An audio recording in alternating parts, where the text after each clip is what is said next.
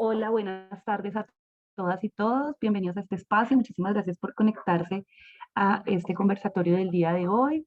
Agradecemos a Voceras por una Vida Libre de Violencia la invitación para participar de estos espacios. Agradecemos a la Asociación AMAM por este espacio también que nos brinda el día de hoy. Me presento, mi nombre es Angélica Torres, de profesión soy abogada y actualmente soy estudiante del máster en violencia interdisciplinar para violencia de género de la Universidad de Valencia y pues tengo el placer de estar haciendo mis academias con la MAM.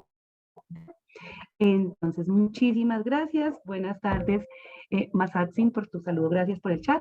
Espero que el tema de hoy los motive. La idea es que la charla sea en doble vía. Cuando quieran intervenir, no duden en abrir su micrófono o escribir en el chat. Yo estaré atenta a las intervenciones de todos y todas. Hola Brenda, buenas tardes. Hay personas en espera, no sé si el host me puede colaborar para nuestra compañerita o compañerito que sea host del espacio para que vayamos ingresando. Ya no hay nadie, ya están todos. Sí, ya te aparecen todos. Bueno, aquí Brenda nos dice que había personas en sala de espera. Ahí estamos súper pendientes. Nuestra host nos colabora todo el tiempo con los temas de conectividad. Entonces, bueno, voy a compartir la pantalla para que veamos una presentación y veamos el tema de hoy. Entonces, hoy les proponemos un tema supremamente interesante y es COVID-19 y violencia de género. ¿Qué ha pasado con esta situación de pandemia que nos convoca en estos tiempos y qué ha pasado en relación con la violencia de género? Entonces, aquí es súper importante que retomemos el concepto de violencia de género. De acuerdo con la ONU, la violencia de género se entiende como todo acto de violencia sexista que tiene como resultado posible o real un daño físico, sexual, psíquico, incluso amenazas, coerción o privación arbitraria de la libertad. Esto puede ocurrir tanto en la vida pública como en la vida privada. En México, específicamente, la Ley General de Acceso a las Mujeres a una vida libre de violencia la define de la siguiente manera. La ley nos dice que la violencia de género es cualquier acción u omisión basada en su género que le cause daño o sufrimiento psicológico, físico, patrimonial, económico, sexual o la muerte a cualquier mujer, tanto en el ámbito privado como en el ámbito público. Y aquí esta definición del ámbito público es súper importante porque siempre se había pensado que la violencia de género era un tema del privado, ¿no? Como allá en la casa. De hecho, no se habla de violencia de género, sino de violencia doméstica. Esta evolución tiene una razón de ser y es que lo saca a lo público. La OMS ha considerado la violencia de género como un tema de salud pública, dado el impacto que tiene en los diferentes países a nivel mundial. Entonces, dentro de esta definición de violencia de género encontramos varios tipos de violencia de género, como es la violencia física, la violencia psicológica, la violencia sexual, la violencia económica, y yo incluí específicamente este capítulo para los sectores de América Latina, y es la violencia a lideresas y defensoras de derechos humanos, ya que hay una cifra y un fenómeno importante que está impactando en general a la violencia de género y en especial pues a las mujeres. Creo que todos entendemos claramente las diferentes violencias, sin embargo vamos a poner algunos ejemplos. La violencia física creo que es la que todos conocemos, ¿no? La más visible porque deja el rastro, ¿no? Deja el golpe, deja la marca en la piel y en ocasiones pues lleva a la muerte, a los feminicidios. Entonces creo que cualquier empujón, golpe, estrujar a la persona, empujarla, agredirla con cualquier objeto, lo tenemos claro, ¿cierto? Es un ejemplo de violencia física. Pero ¿qué pasa, por ejemplo, con violencias como la violencia psicológica? Vamos a poner unos ejemplos y ustedes me dicen si están de acuerdo o no, si esto constituye o no violencia psicológica hacia las mujeres. Pensemos en aquella pareja que convivan o no convivan, que todo el tiempo le está diciendo, tú sí eres torpe, ¿no? Claro, a ti todo te sale mal porque es que tú eres muy torpe, eres muy despistada, no, tú no puedes manejar un vehículo. ¿Creen ustedes que ese tipo de mensajes son violentos contra las mujeres? Que son un tipo de violencia psicológica, ¿ustedes qué opinan? ¿Sí o no? Si quieren, escríbanme en el chat, sí, no, o si alguien quiere levantar la mano, abrir su micrófono. ¿Esos ejemplos que les estoy dando consideran ustedes que pueden ser violencia psicológica? Bueno, aquí nos contestan Masad Sim y nos dice sí, sí es violencia psicológica, listo, súper. ¿Quién más considera que es violencia psicológica este tipo de ejemplos? De pronto podrían pensar que es violencia psicológica cuando estamos en grupo, en un grupo de amigos, y mi pareja hace chistes sobre mi apariencia o sobre mi poca pericia con algunos temas, de pronto soy un poquito torpe, entonces se burla, hace un chiste delante de la familia, de los amigos. ¿Creen ustedes que eso es violencia psicológica?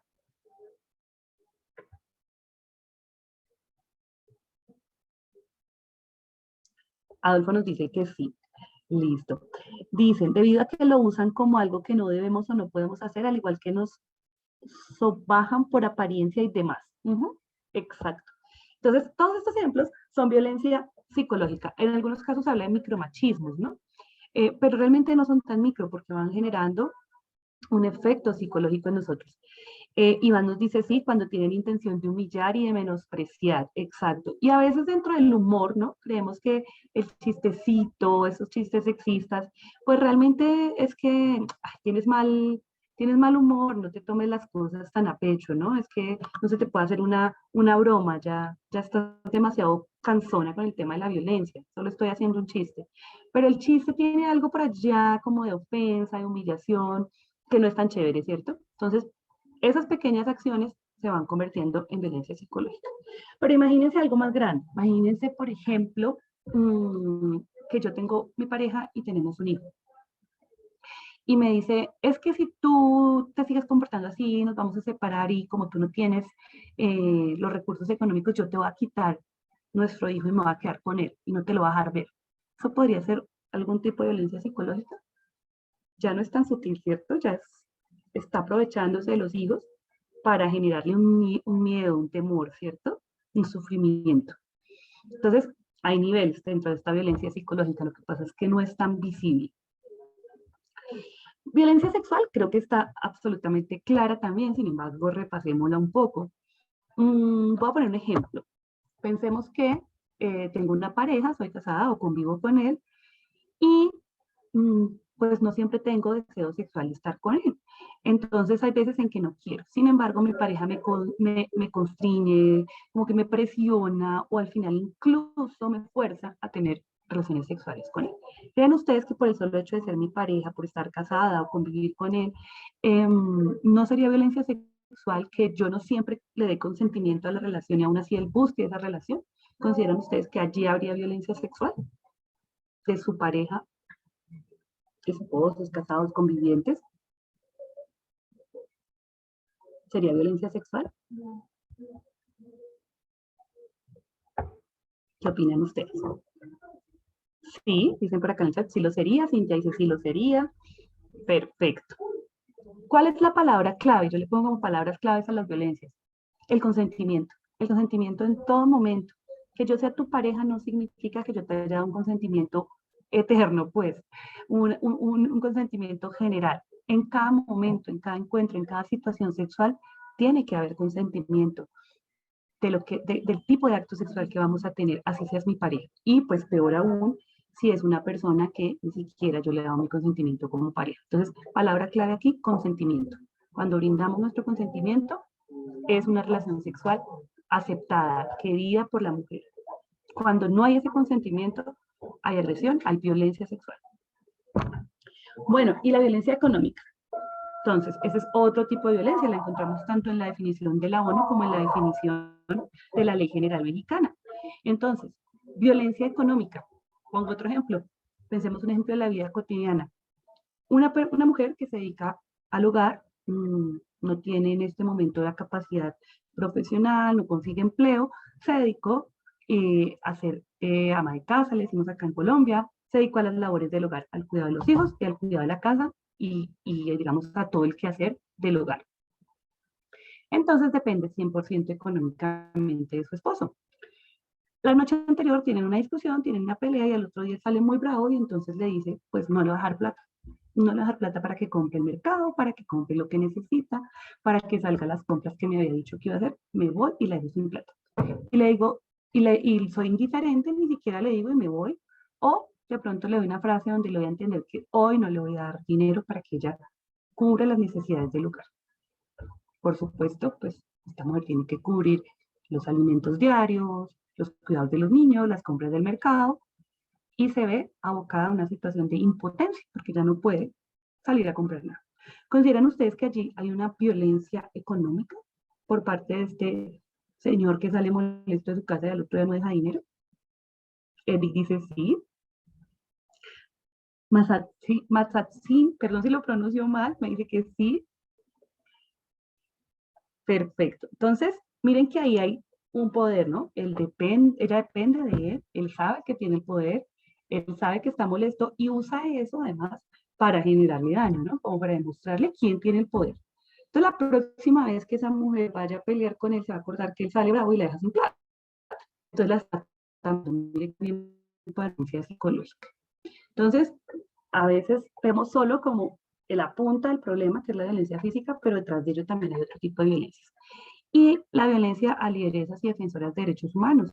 En nuestro país, en México, entiendo que también sucede este fenómeno.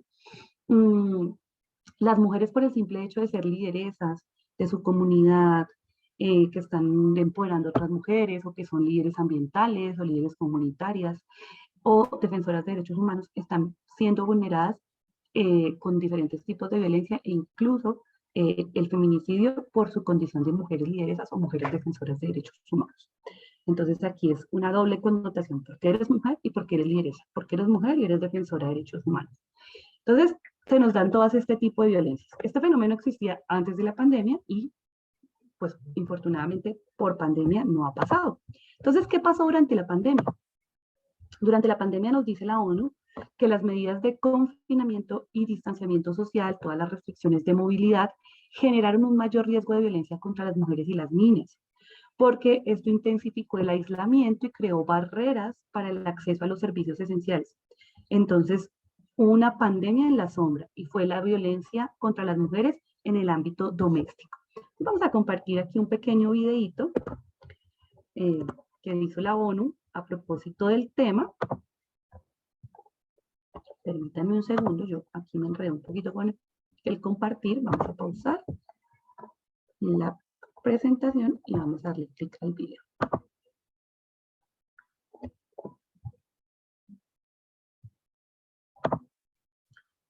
Listo, entonces ya les comparto el video. Aquí tenemos que compartir el sonido y la pantalla. Perfecto. Listo.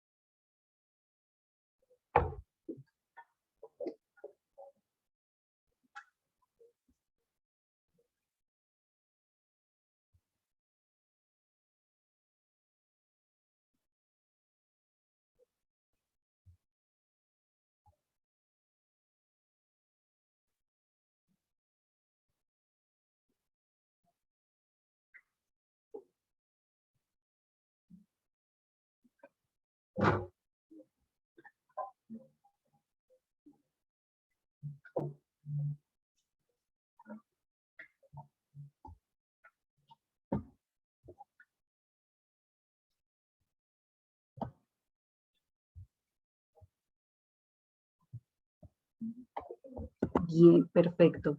Entonces, por aquí me están en el chat. ¡Ah! No se ve, no vieron el video, perdón. ¿Me confirman si lo pudieron ver? No, no se vio. Ay, no me digan esto. Bueno, vamos a ver que aquí un Nosotras problema ya lo técnico. tenemos. Si quieren, lo compartimos. A ver, aquí algo pasó. Ya sé, es que lo compartí distinto, ¿sí ven? Al haber hecho el cambio de la pantalla. Listo, entonces lo vamos a poner, no dura mucho, entonces lo vamos a volver a poner. Listo, entonces. Bueno, vamos a volverlo a compartir. Aquí está el video, acá está el sonido. Listo. Ahí están viendo como el YouTube. Sí, ya se ve, ya se ve. Perfecto. ¿Y escuchan? Right now, many people. Listo, entonces lo vamos a poner full screen. Right now, many people are trapped. Trapped in their homes with an abuser. This is the shadow pandemic. In one weekend, calls to domestic abuse helplines in the UK went up by 65%. In the US, Asia, and pretty much everywhere, reported numbers are rising. These aren't just numbers, they're people you might know. If you think someone is in trouble, check in on them. Ask them if they're okay and if everything at home is okay. Educate yourself about domestic violence. Know the details of local services like helpline numbers or shelters. If she tells you or you suspect that her life or the lives of her children are in immediate danger, call the protection units or the police. The shadow pandemic is spreading right now. Let's help each other safely right now. Listo, perfecto. Entonces fue una campaña que salió por parte de la ONU advirtiendo de esta otra pandemia, advirtiendo de la pandemia oculta tras el confinamiento en pandemia. Bien, entonces una pregunta. ¿Ustedes creen o supieron de algún caso en pandemia que se hubiera presentado y tuviera absolutamente claro qué hacer si estaba encerrada en su casa con su victimario, con la persona que le estaba agrediendo, y esa persona supo qué hacer, supo a dónde llamar. ¿Qué se les ocurre? ¿Cuál sería la primera reacción si ustedes están con su agresor en su domicilio y a dónde pedirían auxilio?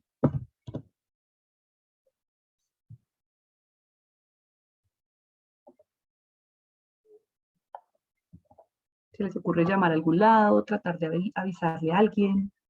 ¿Qué creen que podría hacer uno estando encerrado en casa con el agresor? Bueno, yo no he pasado por alguna violencia así. O sea, nunca me ha pasado ni nada, ni he estado cerca de algo así, que yo sepa. Pero yo creo que lo más cercano que puede hacer alguna mujer o alguna persona es como pedirle ayuda a algún familiar o a alguna amiga o medio comentarle, algo así. ¿Mm?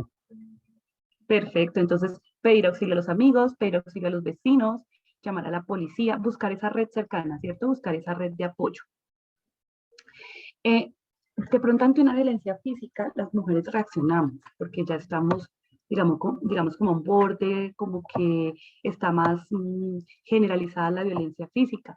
Sin embargo, pensemos que estamos en pandemia y que hay violencias económicas o violencias psicológicas. Seguramente no vamos a llamar a la policía y decir, oye, me está generando violencia psicológica, o me dejó sin plata para la comida y se fue, ¿cierto? Entonces, eh, hay ciertos niveles de violencia que no significa que sean menos importantes, sino que son más difíciles de denunciar. Entonces, seguramente, durante la pandemia, muchas mujeres que fueron víctimas de violencia acudieron a servicios sociales o acudieron a sus redes familiares y amistosas de apoyo ante violencias físicas, ante ya, digamos, una violencia eh, inaguantable, por decirlo de alguna manera, ¿cierto? Listo. Entonces, vamos a ver por qué las mujeres fueron más afectadas durante la pandemia. Entonces, de acuerdo con los informes que se han hecho preliminarmente por la ONU y por diferentes organizaciones sociales y por las mismas organizaciones del Estado, encontramos lo siguiente, y es que las mujeres ya eran un grupo, o éramos un grupo, que se encontraba en estado de vulnerabilidad antes de la pandemia. Con la pandemia y las medidas que se tomaron, se agudizó la desigualdad social y de género. Con el confinamiento, las mujeres se vieron obligadas a vivir con sus agresores 7 por 24. Entonces, si ya vivían en una relación violenta, ir al trabajo o que él saliera de casa daba como un espacio de respiro. Pero ahora en las medidas de confinamiento tuvimos que estar 7 por 24 con nuestros agresores. Entonces se incrementó esa violencia. O incluso en familias donde no se presentaba la violencia porque trabajaban todo el día fuera de casa, el mismo confinamiento los llevó al conflicto y se empezaron a generar violencias dentro del hogar. Con la pandemia hubo un impacto en las tasas de desempleo. Se aumentó el desempleo en general en toda la población, pero tuvo un mayor impacto en la población femenina y los trabajos considerados femeninos. ¿Por qué? Porque muchos de los trabajos, como por ejemplo atención en hoteles, atención en restaurantes, pues todos estos servicios cerraron por las medidas de confinamiento. Quienes atienden en estos servicios mayoritariamente son mujeres porque por los roles de género hay unas profesiones que se consideran más femeninas y entonces se vieron abocadas a quedarse sin empleo. No fue que se quedaran desocupadas, porque entonces fueron al hogar con sus hijos que también estaban en confinamiento y se dedicaron al cuidado de las niñas, los niños, el hogar, las personas mayores. Sin embargo, este trabajo no es remunerado. Entonces quedan mayor expuestas a sufrir violencia económica, porque dependían solamente del ingreso o de los ahorros familiares, del ingreso del hombre o de los ahorros familiares. También se encontró que durante el confinamiento hubo una mayor dificultad al acceso a los servicios, tanto a los servicios de atención de violencia de género como a los servicios sociales en general. Entonces, el ejemplo que les ponía, si hay una violencia psicológica, si hay una violencia económica, no necesariamente una violencia física, las mujeres no podían acudir a los servicios estatales o incluso a los servicios de las organizaciones sin ánimo de lucro que se dedican a dar empoderamiento y prevención de este tipo. Porque todo servicios no estaban preparados, ni los estatales ni los de las organizaciones sociales estaban preparados para atender la pandemia de manera tecnológica. Entonces cerraron los servicios y sencillamente esos servicios se perdieron mientras se pudieron adaptar a nuevas tecnologías. Pero pensemos que yo estoy siendo víctima de una violencia psicológica o física y ahora estoy con mi pareja y tengo acceso a un servicio de atención psicosocial, pero es online y mi pareja está ahí al lado. De pronto no es tan chévere hablar con la psicóloga de lo que me está pasando cuando mi pareja está por allí al lado, ¿cierto? Entonces, eso también dificultó el acceso a los servicios. Durante la pandemia ha venido aumentando la violencia contra las mujeres y las niñas que se ejerce en línea. Este es otro fenómeno que también implica la tecnología. Por fortuna en la pandemia tuvimos acceso a los servicios tecnológicos. Per se los servicios tecnológicos no son ni buenos ni malos.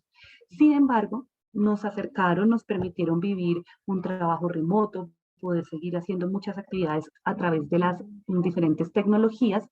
Sin embargo, esto también abrió otra puerta, es como otro mundo, ¿no? Estamos en el mundo físico, real, de la interacción física, y pasamos al mundo online. En la escuela, en el trabajo, en las reuniones familiares, las relaciones familiares, todo se vuelve online. Entonces, esta es otra ventana, esta es otra puerta para ejercer agresión o intimidación, hacer bullying a través de los servicios por Internet. Entonces, niñas, adolescentes empezaron a sufrir mayor violencia a través de las redes sociales con un problema, y es que si te hacen bullying en el colegio, tú llegas a tu casa y es tu refugio. Pero si el bullying es en Internet, el Internet está abierto 7/24. Entonces esto generó también que los medios virtuales fueran un escenario para intimidar o degradar a las mujeres.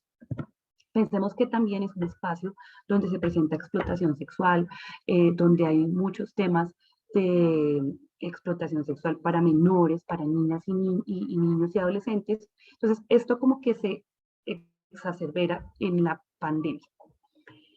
Cuando ya empezamos a salir un poco o las medidas empiezan a restringir menos, por la precariedad laboral, por el desempleo, porque muchas personas pasaron unas condiciones económicas absolutamente difíciles que el Estado pues no pudo resolver, se empieza a aumentar la informalidad laboral.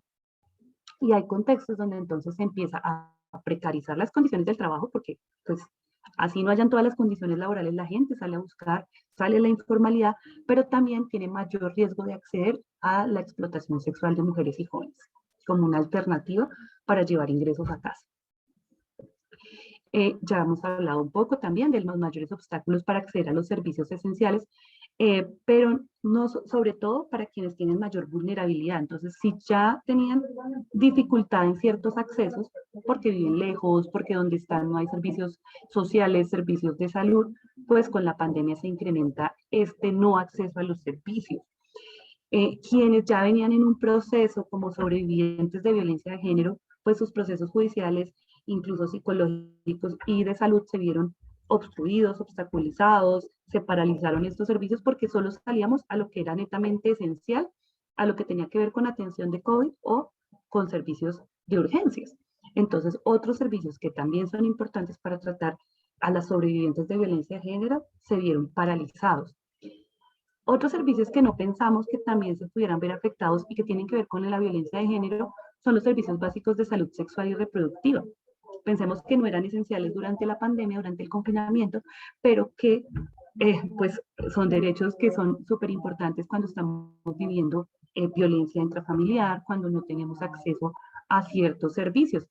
Pensemos, por ejemplo, en aquella mujer que tiene violencia sexual en su entorno familiar, con su pareja, vive con él, queda confinada, no ha podido acceder a los servicios de prevención del embarazo, a los métodos anticonceptivos, y tiene que convivir con su pareja que la violenta sexualmente y queda en embarazo durante la pandemia, por ejemplo. Entonces, estos servicios, aunque no lo creemos, oiga, no eran esenciales, pero pueden ser muy importantes frente a la violencia. Entonces, se incrementa esta violencia sexual frente a los derechos de salud sexual y reproductiva. Ya lo habíamos también hablado, las organizaciones de la sociedad civil se ven con menor capacidad para poder apoyar y brindar los servicios, y sabemos que los recursos del Estado para atender violencia de género son escasos, y muchas veces este tercer sector o el sector de la sociedad civil, de las ONGs, entra a cubrir estos servicios.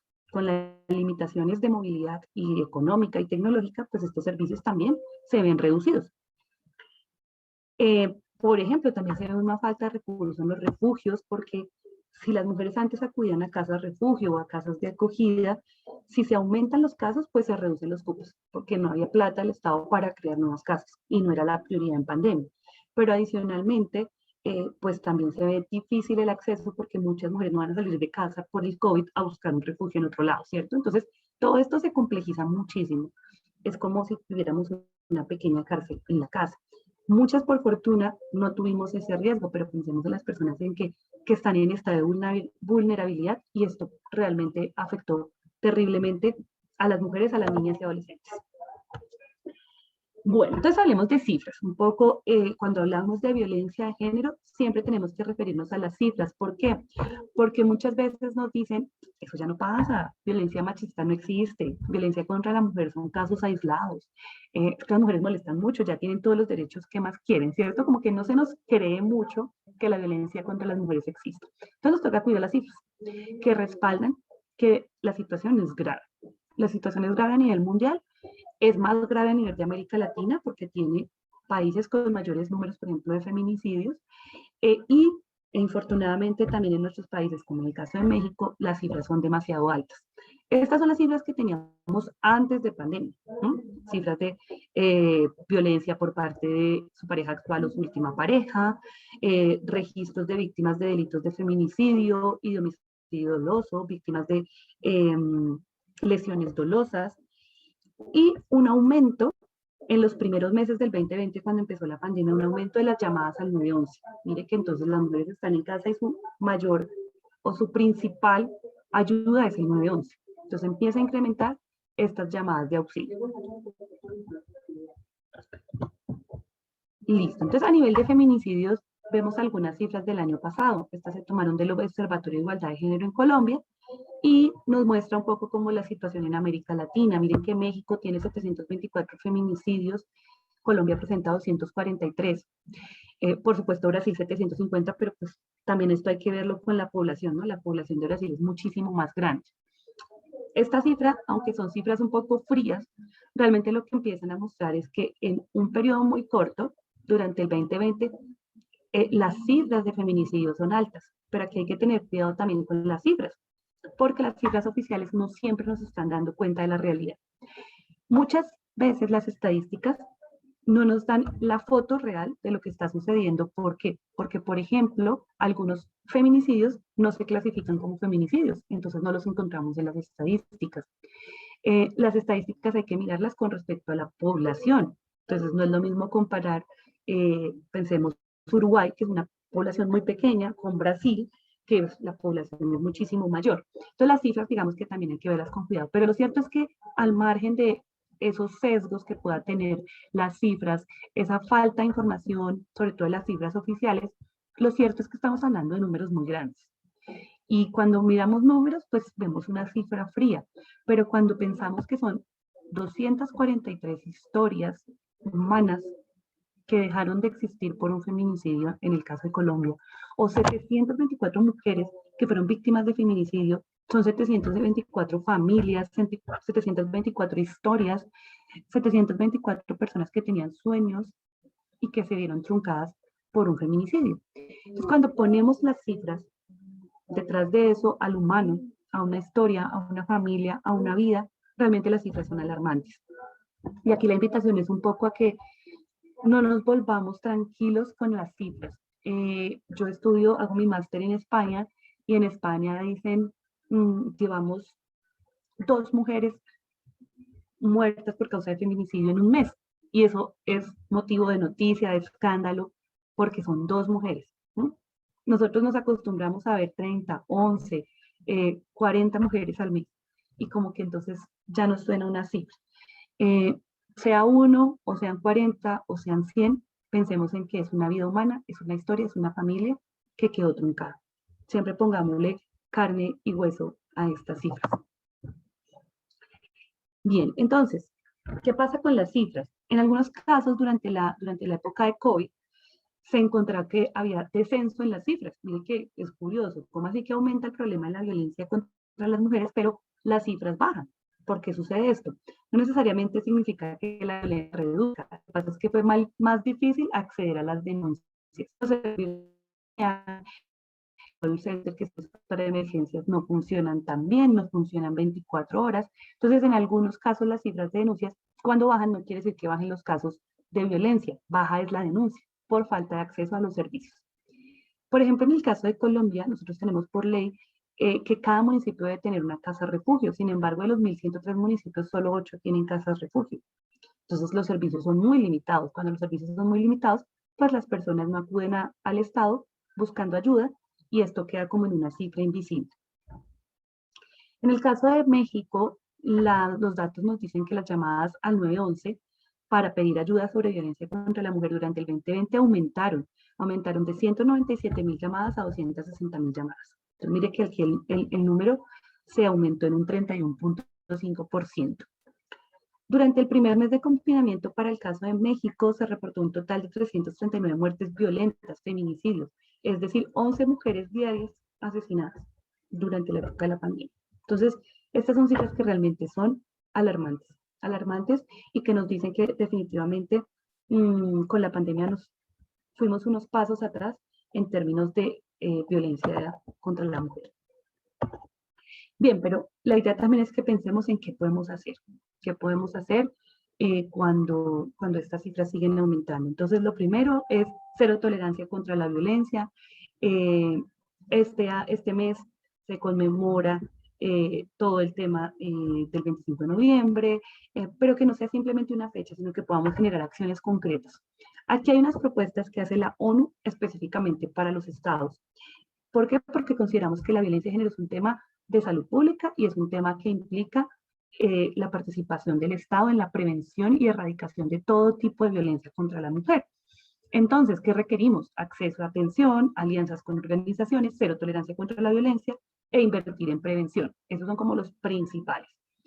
Otras recomendaciones son destinar financiamiento a servicios de apoyo, fortalecer y adoptar los servicios que ya existen, reforzar capacidades para poder identificar los casos de violencia y prevenir la impunidad. La prevención de la impunidad es súper importante porque cuando las mujeres vemos que denunciamos y no pasa nada y nos vemos abocados a los procesos que terminan en impunidad, eso incentiva la no denuncia. Porque para qué denuncio si el proceso va a ser largo, todo eso me revictimiza y al final el hombre sale impune.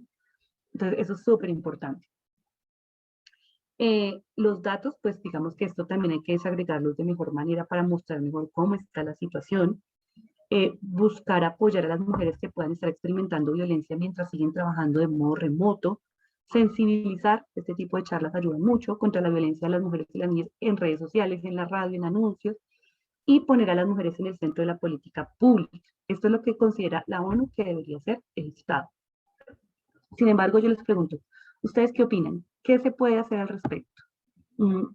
Con este panorama de incremento de la violencia contra las mujeres en época de pandemia, ¿qué podemos hacer? ¿Qué podemos hacer desde lo más pequeño, que es nuestra familia, nuestra comunidad, donde nos desenvolvemos, hasta lo macro? ¿Qué opinan ustedes de las propuestas que hay aquí o de otras que ustedes digan, no, a mí me parece que sería mejor tal cosa? Abro micrófonos y estoy pendiente del chat para escuchar sus opiniones.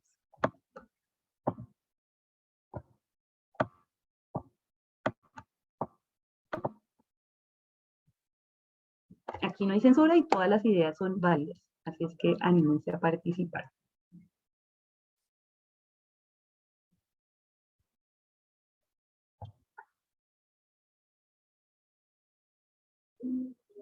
¿No hay ideas? Bueno, entonces les voy a dar ejemplos para que ustedes se vayan motivando a hablar. Pensemos en que estamos confinados. Ahorita hay muchos países que están volviendo a restricciones, por ejemplo, restringir personas que no se han vacunado, solo salen a hacer cosas esenciales y no pueden salir a la vida pública las personas que no están vacunadas. Por ejemplo, en algunos países de Europa están tomando esas medidas para evitar que se incrementen los casos de contagio. Pensemos que estamos confinados y que una persona cercana, una amiga, un familiar, nos escribe de pronto al chat de WhatsApp pidiendo ayuda.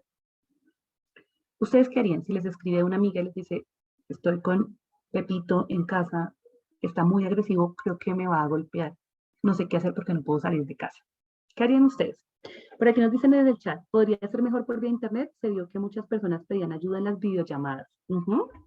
Sí, ahorita hay un símbolo, ¿no? Que está rotando por las redes. Llamar a la policía, ¿ok? Entonces, si mi amiga me llama o mi familiar me llama, yo llamo a la policía. Perfecto. Mire que aquí pequeñas acciones son importantes. Cuando estamos siendo víctimas de violencia de género, normalmente empezamos a aislarnos y a romper nuestras redes más cercanas, nuestras redes familiares, nuestras redes amistosas, y esas redes son súper importantes. Entonces, yo les diría 2 consejos. Uno, fortalecer nuestras redes de apoyo, tanto de amistades como de familia. Quienes están en una situación de violencia de género, sea de cualquier tipo, psicológica, económica, física, emocional, sentimos vergüenza de contarle a nuestras amistades, de nuestros familiares que estamos siendo víctimas de esa violencia, porque nos sentimos culpables. Entonces, seamos red de apoyo. Si no estamos siendo víctimas de la violencia, seamos red de apoyo. ¿Cómo? Diciéndole a esa amiga o familiar, yo te creo, confía en mí, si te puedo ayudar, aquí estoy. ¿Sí? No tengas miedo, no sientas culpa, yo te puedo ayudar. Como dejar siempre esa puerta abierta en quien confiar y en que puedan confiar en nosotros. En quienes puedo confiar realmente para pedirles ayuda cuando estoy pasando por violencia en cualquier tipo, hacer nuestra red. Exacto. Siempre mantener esa red es un llamado. No abandonemos la familia, no abandonemos los amigos, no abandonemos esas personas cercanas que nos aprecian por lo que somos, a pesar de la situación en la que estamos pasando. Y nosotros seamos esa red de apoyo, porque a veces juzgamos, ¿no? A veces decimos, ay, pero es que, ¿cuántas veces te he dicho? Has vuelto 30 veces con él, siempre te hace lo mismo, ¿no? Y empezamos a juzgar, entonces la persona empieza a sentir vergüenza y de pronto le da pena llamar a la amiga, o llamar a la mamá, o llamar al familiar. Entonces, mantener esas redes es súper importante. Crear códigos. De pronto estamos en una situación muy límite donde no podemos expresarnos claramente. Creemos códigos. Si algún día yo estoy en problemas, yo te voy a escribir, el gato se voló. No sé, se me ocurre cualquier cosa. El gato se voló por la ventana. Entonces, hola, ¿cómo estás? El gato se voló por la ventana. Chun, señal de alerta. ¿Sí? Algo está pasando porque esa era nuestra palabra clave. El gato se voló por la ventana, está en riesgo, está en peligro, necesita ayuda. ¿Mm? Crear esa red es súper, súper importante. Conocer a dónde acudir, conocer cuáles son nuestros servicios sociales en nuestra localidad. En cada país, en cada municipio hay servicios diferentes. Conocer la línea de emergencia general, si tienen una línea específica. En Colombia, por ejemplo, hay una línea que es la línea púrpura, que es específicamente para violencia de género. Entonces, conocer la línea de emergencias, conocer la línea de atención a las mujeres, conocer los canales de atención más cercanos. Y empezar a entender y a saber cuáles son nuestros derechos. Dirán los hombres, bueno, pero ¿y nosotros qué hacemos? Bueno, lo primero es que nosotros como hombres empezamos a cambiar nuestra mentalidad machista para no ejercer violencia contra las mujeres por el hecho de ser mujeres. Pero también debemos aprender de estos servicios, porque puede que quien esté en riesgo sea una amiga, la hermana, la mamá, un familiar. Y entonces si nosotros tenemos esa información, también podemos brindar esa ayuda, orientarlas hacia dónde ir. Entonces, miren que todos podemos ir aportando un granito de arena. Aquí ONU Mujeres nos da unas medidas muy generales, muy de los estados, que como sociedad tenemos que exigir y que son súper importantes porque esto es un tema de política pública, pero también podemos hacer a nivel de nuestras pequeñas redes. Entonces, esas son algunas ideas. No sé si con esas ideas a alguien se le ocurra otras adicionales que podemos hacer.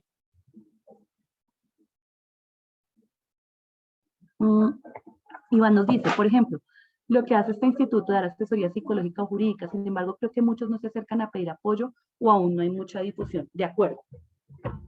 Ay, perdón, tenemos que empezar a ser voceros de los servicios, tenemos que empezar a ser voceros de conductas no violentas para que cada día se entiendan más estos servicios.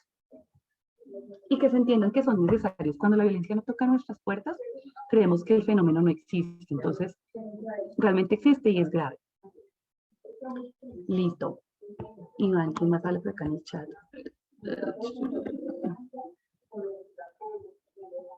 Ok, aquí nos dice una compañerita, quizá no es tanto la difusión, sino el cómo se siente uno emocionalmente, qué tanto puede uno confiar. De acuerdo, y aquí es súper importante creerle a la víctima. Siempre es súper importante poner en duda eso que nos sucede. Y bien sea en las familias, ¿cierto? O en los círculos de amistad que se confía una situación de violencia, o cuando se acude a las instituciones, necesitamos que las instituciones tengan enfoque de género Pasa mucho en los servicios judiciales, sobre todo. Aquí en Colombia, por ejemplo, cuando tú acudes a la policía, sé que también de pronto la situación en México es similar, no hay mucha confianza, porque tú sientes que el policía no va a estar de tu lado, que te va a decir, usted se lo buscó, qué hacía en la noche con él, por qué salió tarde, por qué iba vestida de esa manera, ¿no será que usted lo provocó? ¿No será que usted le sacó el mal genio? O sea, como que uno llega a buscar un servicio que te acoja, que te ayude a sentirte protegida y te sientes agredida y criticada, juzgada y nuevamente vulnerada. Entonces, siempre creerle a la víctima. Si aquí hay abogados o alguien del área jurídica, del área legal o trabaja en el área legal, en derecho penal hay un principio y es la presunción de inocencia. Entonces yo tenía una discusión con un amigo y él me decía, pero es que si yo le creo siempre a ella, estoy presumiendo la no inocencia de la persona a la que le están indiciando ese delito. Y yo le decía, sí, aquí la carga se cambia. Aquí yo le creo a ella hasta que él no demuestre lo contrario, ¿no? Porque lo primero es que si ella no se siente acogida, pues no va a querer confiarnos su historia porque no se va a sentir a salvo con nosotros. Y que nos crean, sí, aquí lo están diciendo en el chat, y que nos crean. Muchas veces no te creen y es como que drama metes para algo tan pequeño cuando en realidad para uno fue muy grande. De acuerdo. Voy a poner un ejemplo de la vida real. Eres una joven de 20, 25 años aprox, tienes tu pareja, una pareja muy conflictiva, todo el tiempo peleas, agresiones verbales, celos, etc. Y un día la situación se pone tan compleja que él te empuja y de pronto te da unas patadas suaves y te zarandea. Aquí se dice zarandear, no sé cómo se diga en México, como que te sacude del cuerpo fuertemente. En ese momento tú quedas en shock. ¿Qué pasó? El chico se va y tú quedas, ¿qué pasó? Y como que caes en cuenta y dices, es que me pegó, o sea, me acaba de zarandear, me acaba de empujar, me acaba de dar una patada. Y tú te miras y no tienes una sola huella de agresión física, porque no fue tan fuerte el golpe como para que te dejara un morado, un golpe. Pero estás agredida físicamente. Y si tú vas y todo el mundo dice, pero ¿dónde está el morado? ¿Pero dónde está el golpe? Pero se lo sacó el mal genio. Se lo llevó al borde de su genio, pobrecito. Pues te vas a sentir súper mal. Entonces, es totalmente cierto lo que nos están diciendo en el chat. Hay que creerle la denuncia y no es minimizar el drama. No hay violencias más o menos graves. Todas las violencias son graves. Lo que pasa es que algunas tienen unas consecuencias irreparables, pero todas son graves. Entonces, entre nosotros como sociedad podemos no juzgar, podemos creer, podemos dar apoyo. A veces no tenemos que opinar, sencillamente acoger a la persona para que se sienta en un lugar seguro. ¿Listo? Entonces, súper importante esto del yo te creo, súper importante. ¿Qué opinan los chicos? ¿Qué opinan los hombres? Porque yo sé que este tema genera debate. No sé, ¿qué opinan de esto? Del yo te creo y siempre voy a creer que tu versión es la real. Abro el debate, a ver si alguno se anima. ¿Estamos en onda? ¿Ya lo hemos ido entendiendo? ¿O sigue habiendo mucha reticencia?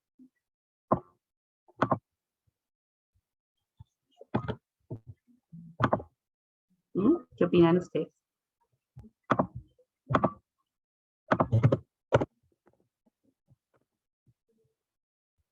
¿No opinan? Bueno, yo... bueno, por aquí nos dice Iván. Sí, aquí va mejor el chat. O quizás también no creen necesario denunciar porque muchas mujeres se acostumbraron a sufrir, entre comillas, como hemos visto en algunas lecturas justificando el va a cambiar, no es para tanto. Eso es muy cierto, eso que dices, Iván, en el chat, perdón que me sonó que se hizo el celular, no lo había apagado.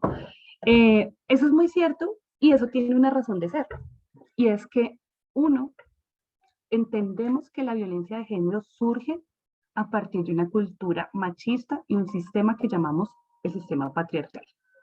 Entonces, culturalmente, socialmente, desde la casa, desde la educación del colegio, desde las instituciones, nos hicieron creer un montón de cosas sobre los roles de la mujer, los roles del hombre, la fuerza que se justifica del hombre, la debilidad que se justifica de la mujer. Nos hicieron creer mitos del amor romántico. El amor romántico es sufrido, si te celas porque te quiere, hace las cosas por tu bien, es que tuvo un mal día. Todos esos son mitos del amor romántico, los vemos en las novelas, los vemos en las películas infantiles. Y entonces todo esto nos va generando psicológicamente una cantidad de cosas y de creencias y de falsas creencias. Entonces no es tan fácil salir de esos ciclos. Cuando tú entras en un ciclo de la violencia, tú crees que el amor todo lo puede y que en nombre del amor él va a cambiar. Entonces entras en un ciclo hay una tensión, hay una pelea, hay una agresión, él desfoga su fuerza, su ira, después se siente mal, te pide perdón, es que estaba muy cargado ese día, me hiciste sacar de casillas, entonces ella siente que él la ama y que él va a cambiar. Y vuelve un ciclo, de pronto te trae flores, te trae chocolates, te lleva al cine, lo que llamamos, entre comillas, vuelven a vivir la luna de miel. Entonces, mire que no es tan sencillo. ¿Cómo hacemos para eso? Pues tenemos que empezar a empoderarnos, a salir de esos mitos del amor romántico, a romper esos roles de género. Yo creo que las personas cambian. Yo soy de la teoría de que las personas cambian, porque si no, entonces estaríamos muy mal, porque entonces nuestros adultos que tienen este machismo, este patriarcado como un chip insertado, pues tendríamos que esperar a que fallecieran para que la sociedad cambie. Yo sí creo que la gente cambia. El tema es que la gente cambia si quiere cambiar. Y cuando uno quiere cambiar, cuando uno se da cuenta que es un problema, cuando uno es consciente de que está cometiendo un error y lo quiere cambiar. Resulta que ese hombre, que normalmente nos vuelve a esa luna de miel cada tanto, no está consciente de su daño, de su error, de la violencia que está ejerciendo. Entonces, ahí nos toca a nosotras aprender a protegernos. Siempre se busca una justificación para la violencia cuando no nos sentimos seguras ni confiamos en lo que somos y lo maravillosa que somos. Me encanta esto que acabas de decir, porque sí que nos hace falta, tanto a hombres como mujeres, para tener unas mejores relaciones afectivas y sociales, tener autoestima, tener cariño, creernos poderosas, creernos hermosas, creernos maravillosas, creernos capaces. ¿No? Cuando tenemos dependencia emocional, miedo al abandono, miedo al que dirán, nuestras relaciones empiezan a ser relaciones de dependencia, de miedo, ¿cierto? Cuando nos queremos poderosas, grandes, capaces de todo, hermosas a pesar de los estereotipos físicos, empezamos a sentirnos diferentes. Y yo aquí también hago un llamado a los hombres, sobre todo a los jóvenes, porque yo creo que la sociedad se está cambiando y que los hombres están aprendiendo otras formas de relacionarse. Y a mí me parece que tenemos que jugarle como seres humanos, tanto hombres como mujeres, a cada día sacar nuestra mejor versión desde nuestras personalidades, desde nuestra diversidad, para poder brindar y sacar lo mejor del otro. ¿No? Yo me relaciono con el otro en tanto yo doy lo bonito de mí, la parte bonita mía, y entonces ese otro también saca eso bonito de sí mismo. Y lo hacemos tanto hombres como mujeres. Entonces la invitación es a empoderarnos, a trabajar mucho en nuestro crecimiento personal, en fortalecer lo que somos para no dejarnos caer tan fácil en estos mitos, en estos roles y estereotipos, pero empecemos por entender el origen. Y el origen es un sistema patriarcal y unas ideas machistas. Entonces, cuando entendemos y somos conscientes, podemos cambiar. ¿Vale? Bueno, no sé quién más quiera opinar. Ya leí el chat, dígame si de pronto me faltó el chat de alguno o de alguna. Si de pronto no los leí, me excusan. Listo. Bueno, pues si no hay más intervenciones, hago un resumen. Recordemos que en épocas de crisis, bien sea una crisis como la pandemia o crisis económicas o crisis que tienen múltiples causas, siempre las personas que están en situación de vulnerabilidad se van a ver más vulnerables. Hemos avanzado en temas de erradicación de violencia de género, pero aún nos falta mucho por ver. Y en cuanto a los estados parecen retroceder, entonces nuestro trabajo es día a día. No podemos parar en el trabajo hasta que logremos erradicar la violencia de género contra las mujeres y que empecemos a crear una sociedad libre de violencias. Lo trabajamos todos, lo trabajamos indistintamente de nuestras edades, de nuestros orígenes económicos, sociales, culturales. Lo hacemos aliados con esos hombres que también quieren cambiar y que se han vuelto conscientes que no son superiores a la mujer solo por el hecho de ser hombres y que quieren crear una sociedad diferente.